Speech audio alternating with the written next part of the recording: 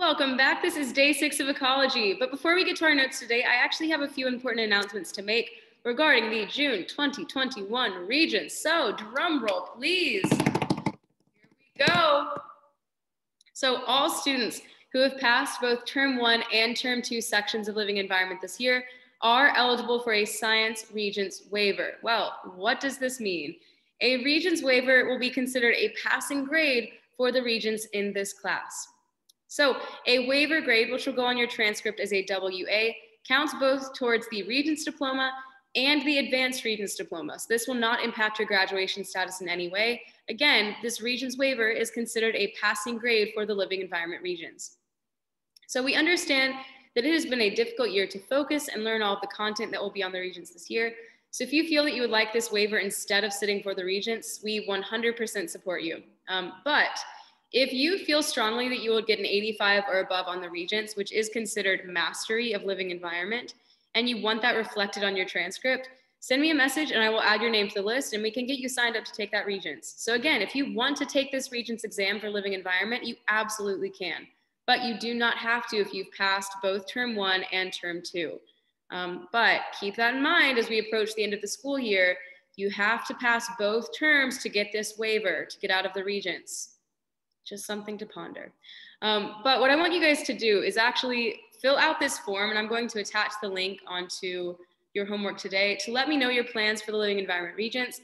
Let me know if you are planning on taking it. Let me know if you're planning on using this waiver and not taking it, okay? Either option is totally fine and valid. Just let me know which one you want to choose.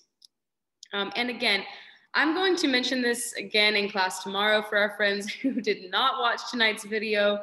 But if you are watching this, please just remind me in class tomorrow to pull up these slides and talk about it with your class, because odds are I will forget.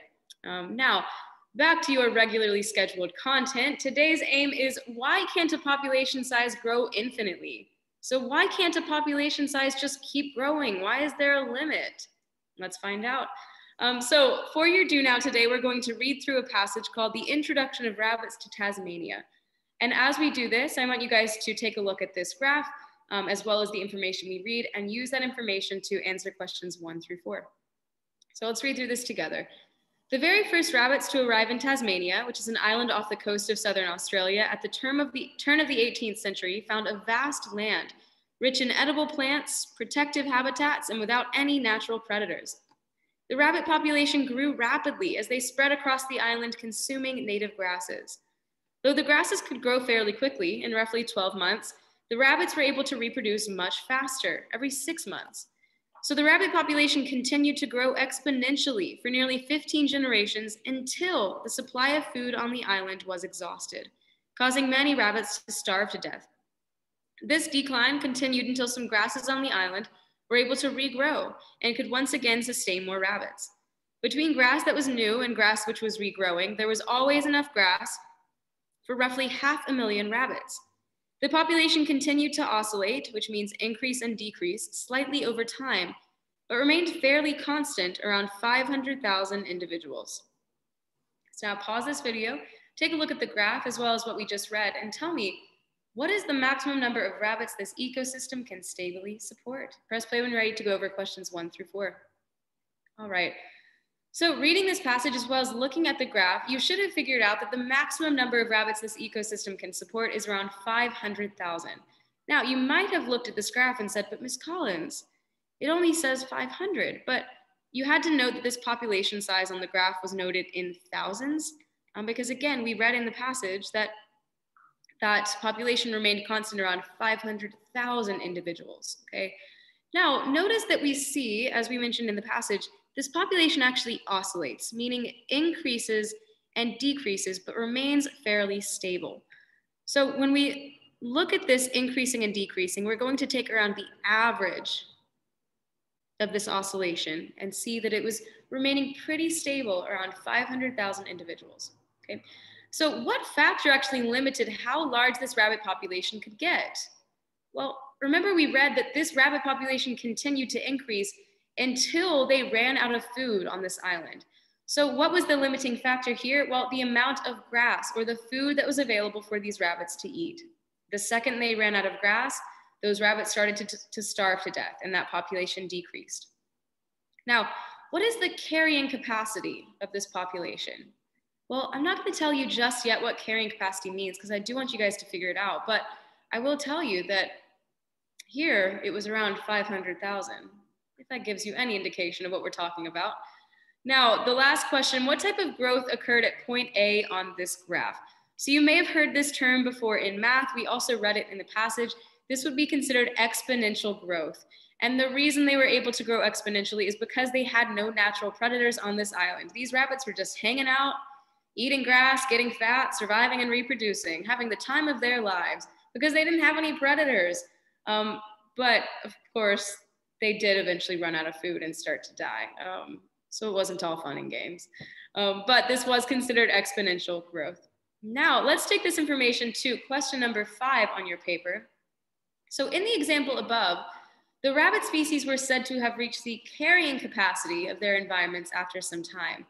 So using the information contained in the passage, as well as the population graphs provided, I want you to brainstorm a definition for this term carrying capacity. What does this term mean? Press play when you're ready to review it. All right, so what is the carrying capacity? Well, we need to know that carrying capacity is referring to the maximum number of living organisms that a region can support given the resources available. So the carrying capacity of our rabbits was around 500,000. That was the maximum number of rabbits that could be supported in that environment.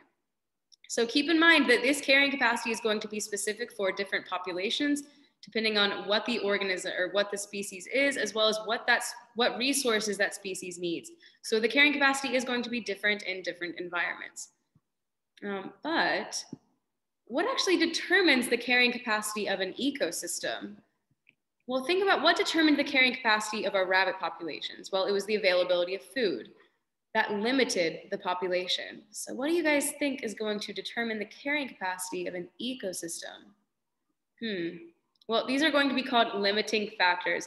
Limiting factors determine the population size or the carrying capacity in an ecosystem. So limiting factors actually cause a given population size to remain stable in a habitat. Now, when we see this word stable, it's not always going to be an absolute straight line, right? Think about in that rabbit population, we didn't see it increase and then just stay stable, right? It actually increased and decreased a little bit depending on the availability of resources. But if we take that average and look at the average number of animals that were supported during that time, it would remain fairly constant at that carrying capacity. So this is what we refer to as dynamic equilibrium.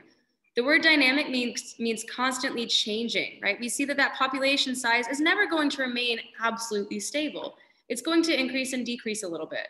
But again, if we look at that average amount, we see that it actually remains pretty equal or constant, which is referring to the equilibrium of that ecosystem or that carrying capacity, okay? So again, carrying capacity is a dynamic equilibrium. It's changing, but over time it's remaining pretty equal or pretty constant. Now, what are some examples of limiting factors? Well, in the passage we read, it was food, but there are tons of other limiting factors that can influence a carrying capacity, including, but not limited to, overhunting by humans, diseases or parasites that are introduced to an area, sunlight, the predator and prey ratio in an area, the availability of resources like food, water, and shelter, as well as weather patterns or natural disasters. So things like floods, droughts, and fires, etc., can also influence the carrying capacity of an ecosystem. Okay, now using that information, let's work through some practice questions together. So I actually want you guys to pause this video, answer questions 1 through 3 on your own, and then press play when you're ready to review them. So number 1, an environment can only support as many organisms as the available energy, minerals, and oxygen will allow. Which term is best described by this statement? Well, we're looking at the maximum number of organisms that can be supported in this area. So what term do we know that represents the max number of organisms that can be supported? Well, it's referring to the carrying capacity. Again, these energy, minerals, and oxygen are going to be examples of, oh no, I need to plug this in, are going to be examples of limiting factors that determine that carrying capacity of the area. Please hold. All right, number 2, one biotic factor that limits the carrying capacity of any habitat is the what? Well, remember that this word biotic is referring to living factors. So for this question, you needed to look through and figure out which one of these examples is a living organism. Well, last time I checked, water is not alive, oxygen's not alive, soil is not alive. So the only living factor here, the only biotic factor is C, the activity of decomposers. And remember that decomposers are things like worms and fungi and bacteria that are going to break down dead organisms and recycle those nutrients back into the environment. All right, and number 3, which statement best describes section 2 of this graph? So we're just looking at this section right here, and we're looking at the growth of a population of bacteria. Well, is it that the population had reached the carrying capacity of the environment?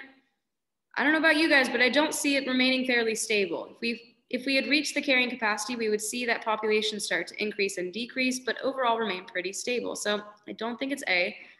Is it B, the population is greater than the carrying capacity of the environment? Well, again, we haven't reached the carrying capacity yet, so not true. Is it C, the rate of reproduction is slower than in section 1? Well, I actually see it reproducing faster than in section 1, right? We see that angle gets more increasing. That's not English, but hopefully you guys know what I mean there. Gets more steep, there we go. The angle is more steep, meaning it's increasing more rapidly.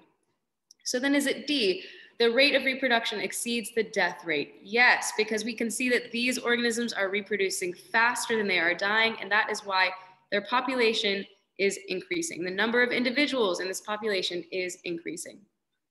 All right, moving on to number 4. So again, pause this video, answer questions 4 and 5, and then come back when you are ready to review them. All right. And okay, good, we are charging. All right, number 4.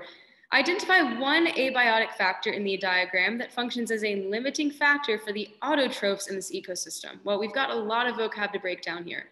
Remember, this word abiotic means non-living. So we're looking for non-living factors in this diagram that function as a limiting factor for the autotrophs. Remember that autotrophs can produce their own food. So this is going to be things like plants that are capable of photosynthesis. So what are some non-living factors that impact the rate of photosynthesis? Well, I want you guys to identify just at least one factor and then explain why it would be considered a limiting factor and what type of limiting factor it is. So there are a few options you could have said here. You could have mentioned sunlight, water, oxygen, CO2, minerals in the soil. All of those are examples of non-living factors. But as for explaining why it would be considered a limiting factor for these autotrophs, I want you to figure that out. All right, number 5, 10 breeding pairs of rabbits are introduced onto an island with no natural predators and a good supply of water and food. Describe what will most likely happen to the rabbit population over the next 100 years, assuming no natural disasters occur on this island. And what will some of the limiting factors be? So this is a question that's actually pretty similar to the do not question we saw earlier. What's going to happen if we stick a bunch of rabbits on an island with no predators and enough food and water to survive? Well, the population size is going to increase. Those rabbits are going to survive and reproduce, which is going to cause the rabbit population to increase until it exceeds the carrying capacity of the island. So some limiting factors that will influence this carrying capacity are the availability of food, water, and shelter, as well as potential diseases that could impact the area. There are more limiting factors. If you mentioned any others that we talked about earlier, that's totally fine as well. I just gave you a few examples. So again, we will see that rabbit population increase until there's no longer enough food or water or resources in general to support that growing population. And then we will again see that population start to fluctuate with that dynamic equilibrium. But if we take that average, that is considered the carrying capacity or the maximum number of organisms that area can support. Moving on to number 6, how is a habitat's carrying capacity sustained by limiting factors? Again, pause this video, answer questions 6 and 7 on your own, and then come back when you are ready to review them. So remember we said that limiting factors are actually what determine the environment's carrying capacity. So how much life that area can support given the resources available. Those resources are the limiting factors. So in that first example, we talked about food, right? It could also be the availability of water or just the natural disasters that impact that area. So again, the limiting factors are actually what determine that carrying capacity and the max number of organisms that area can support. All right, number 7. The diagram below represents the growth of a population of wolves in an ecosystem. On which day did the population represented in the graph above reach the carrying capacity? I don't want to show you the answers yet. The carrying capacity of the ecosystem, and how did you know? Well, looking at this graph, we're looking at the number of individuals on the left-hand side and the day on the bottom. So around what day do we see that carrying capacity start to be reached? Remember, we're looking for that fluctuation, but ultimately remaining pretty stable over time. And if you read this like I did, that happened around day 8, right? We see that if we follow it up to day 8, this is when that population starts to increase and decrease, but remain overall pretty stable. So that population continues to increase up until that point. After day 8, the population remains fairly stable as the environment has met its carrying capacity and no longer has the resources to support any more organisms. Right. And finally, I believe this is the last slide. Yes. So these last 3 questions are having to do with predator and prey relationships. So remember, when we see this word predator, we're talking about organisms that are eating other organisms, and prey is what's being eaten. So in this example, we're looking at a graph showing the relationship between a predator, a lynx, which is a wild cat, and its prey, which is a hare, a wild rabbit. So I want you guys to look at this graph and then answer the questions that follow. So on this graph, we're looking at the numbers in thousands of each of these organisms. The organisms, or the line represented in red, is talking about our hare, which is our prey. And the line that is in blue is representing our lynx, which is our predator. So take a look at this graph, and then I want you to tell me, what is the dependent and independent variable, as well as what can you infer about these predator and prey relationships from this graph? So again, pause this video, last 3 questions, and then press play when you're ready to review them. So whenever we're talking about the independent and dependent variables, I would recommend you write down this sentence: the effect of blank on blank. Remember the very first unit we did this year where we talked about experiments, we usually see this magic sentence that's in those questions. But how do we figure out what is the independent and dependent variable here? Well, we know that we're looking for the effect of the independent variable on the dependent variable, but which is which? Well, looking at this graph, which population size do we start to decrease first? Do we see the predator populations decreasing first, or do we see the prey populations decreasing first? Well, let's look at this graph. So following this prey population, I actually see that it starts to decrease first, right? It starts to decrease at this point. Longer to start to decrease. So what does that mean? Well, that means that our dependent variable here is going to be the predators. Okay, our predators are dependent on the availability of prey. So the effect of prey availability on the predators. So that means, what is our independent variable? Well, that's going to be the prey availability, which is talking about our hares. Again, we see that the prey population decreases first, and only then does our predator population start to decrease as well, which means that those predators are dependent on the prey for food. And if the prey population starts to decrease, the predator populations are going to decrease as well. But now, what can we infer about predator and prey relationships looking at this graph? Well, again, we notice that the number of predators increases when there is more prey and decreases when there is less prey. And we can also see that the number of prey decreases when there are more predators and increases when there are less predators. But overall, I actually see that these population lines are basically moving at the same rate, which means those population densities rise and fall with each other, because again, predator populations are dependent on those prey for food. So in this case, the prey availability would be a limiting factor for the predator's ability to survive and the predator's carrying capacity. All right, and that is all I've got for you guys today. So fill out your exit ticket. Let me know if you have any questions, and have a wonderful afternoon. I will see you guys tomorrow.